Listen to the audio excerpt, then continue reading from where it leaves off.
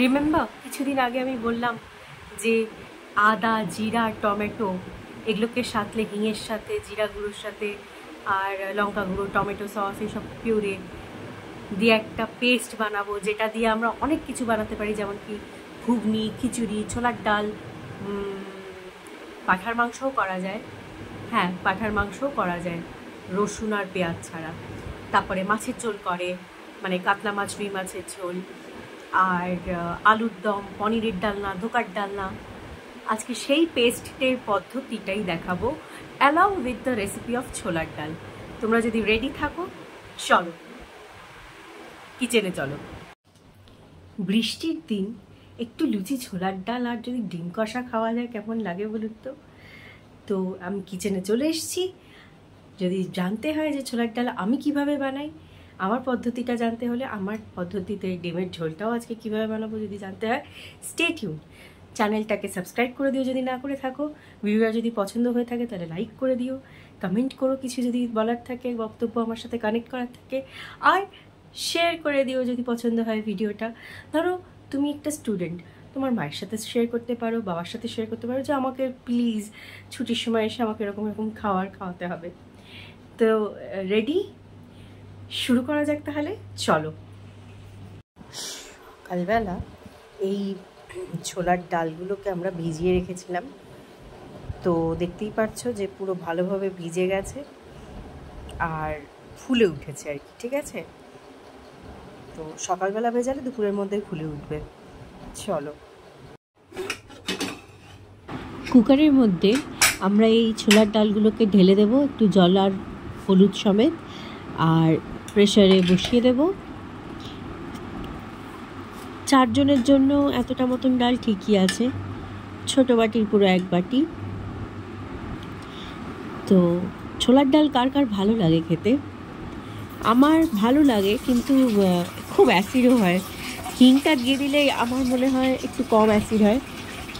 আর আমি যেটা এখানে করিনি, আমি সেটা একটা অ্যাডিশনাল বলে রাখছি, যে চাইলে একটুখানি নারকেল কুচিয়ে ঘিতে অল্প করে সাঁতলে ভেজে রাখবেন, আর ওইটা লাস্টে দিয়ে দেবেন ছোলার ডালটা হয়ে গেলে, তৈরি হয়ে গেলে একদম।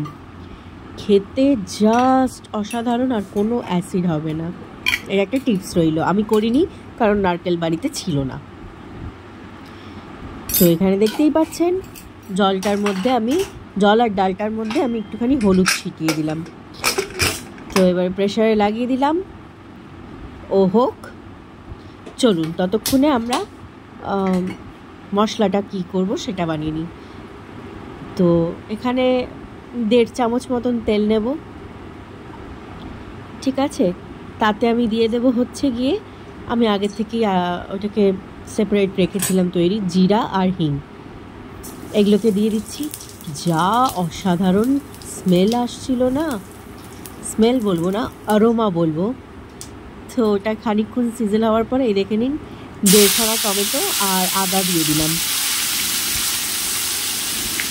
পরিমাণ অনুসারে নেবেন, ঠিক আছে। এই পেস্টটা দিয়ে সত্যি বলছি আপনারা বিভিন্ন ধরনের জিনিস বানাতে পারবেন বাঙালি রান্নার, নিরামিষ রান্নায়। আর কেউ যদি আশ্চর্য হয়ে থাকো যে পাঁঠার মাংস এটা দিক করে হয়, আমি খেয়েছি, আমার বাড়িতে হয়েছে, যার জন্যই বলতে পারছি। তো এখানে দেখতে পাচ্ছ খানিকক্ষণ ছাতলাবার পরে আমি হলুদ আর লঙ্কা গুঁড়োটা দিয়ে দিলাম। এবারে জিরে গুঁড়োটা দেবো, জিরে গুঁড়োটা একটু বেশি দেবেন, ঠিক আছে। এই পেস্টটা যখনই বানাবেন জিরে গুঁড়োটা একটু বেশি দেবেন। তারপরে চাইলে টমেটো পিউরে দিতে পারো, কারণ আমার এখানে টমেটোটা কম ছিল। তো দেখতে পাচ্ছ কালারটা মিশাতে এরকম হয়ে দাঁড়িয়েছে। এইটাকে একটুখানি জল দিয়ে দেবো যাতে আরও ভালো কনসিস্টেন্সিটা এসে যায়, পেস্টটা আমার একটু বেশি বেটার হয় আর পোড়া না লেগে যায় সেই জন্যে। তো এখানে আমি একটু নুনও দিয়ে দিচ্ছি, মানে এখনই দিয়ে দিচ্ছি, এরপরে আর আমি দেবো না, সেই জন্য দেবো না যে প্রবলেম হবে, কোনো প্রবলেম হবে না। একটুখানি জল দিয়ে দিলাম পেস্টটা ভালো করে রেডি করার জন্য।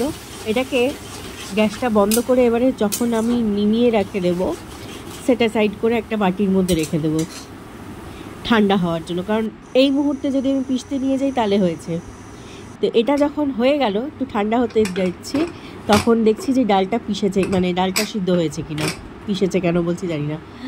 তো দেখো ডালটা সিদ্ধ হয়ে গেছে। এবারে আমার এটা মিক্সিতে আমি পিষে নিলাম। ওই কড়াইটাতেই আমি দেব আবার ওই সামান্যটুকু তেল, 1 চামচ, আর সামান্য আরেক ওই 1.5 চামচ মতন, আবার একটু জিরে ফোড়ন দিয়ে দিলাম। তো এটা একটু সিজল হোক, ইতিমধ্যে আমাকে এই পেস্টটা দিয়ে দিতে হবে, আর সেটাকে হালকা হালকা করে ফ্রাই করব। তার মধ্যে আমি একটু জলও দিয়ে দেব, ওই মশলার বাটিতেই জলটা নেব, নিয়ে দিয়ে দেবো যাতে একটু বাকি না থাকে। এবার এই ডালটা যেটা সিদ্ধ হয়ে গেছে সেটা ঢেলে দিলাম। আমার পেস্ট কিন্তু রেডি। খুব মন দিয়ে দেখবে, পেস্টটা কিন্তু সত্যি ইউজফুল। দেখছো ছোলার ডালটা, উফ সত্যি বলছি দারুণ গন্ধ আসছিল। তো ছোলার ডালটা আমি আস্তে আস্তে আস্তে আস্তে গুটিয়ে নিচ্ছি, দাঁড়াও। তো এক্সেস যে জলটা থাকবে সেটাও দিয়ে দেবো একটুখানি, আর তারপরে চিনিটা দেব খানিকক্ষণ পর, 1 চামচ, 2 চামচ, 3 চামচ, 4 চামচ, বাস। কারণ ছোলার ডালটা মিষ্টি ঝাল ঝাল ভাল লাগে।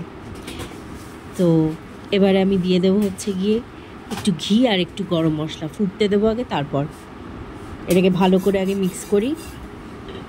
ছোলার ডাল দিয়ে লুচি খুব ভালো লাগে, তার সাথে আলুর দম বা বেগুন ভাজা, এটাও ভাল লাগে। আচ্ছা, আমি একটা কথা বলতে চাই, সেটা হচ্ছে কি ডিমের ঝোলের রেসিপিটা কিন্তু আজকে পাবে না, এটা পরের দিন দেব, কারণ একটা ভিডিওতে ওটা অনেক বড় হয়ে যাবে, আর না ম্যাশ আপের দরকার নেই। এখানে আমি ঘিটা দিচ্ছি, দেখে নাও, ঝর্ণা ঘি দিলাম, আগেই বলে দিচ্ছি।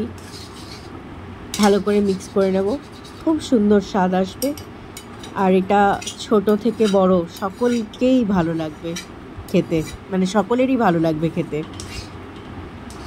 এইভাবেই ঘুগনি, না ঘিটা দেবেন না, ঘুগনি, পনির, ছোলার ডাল,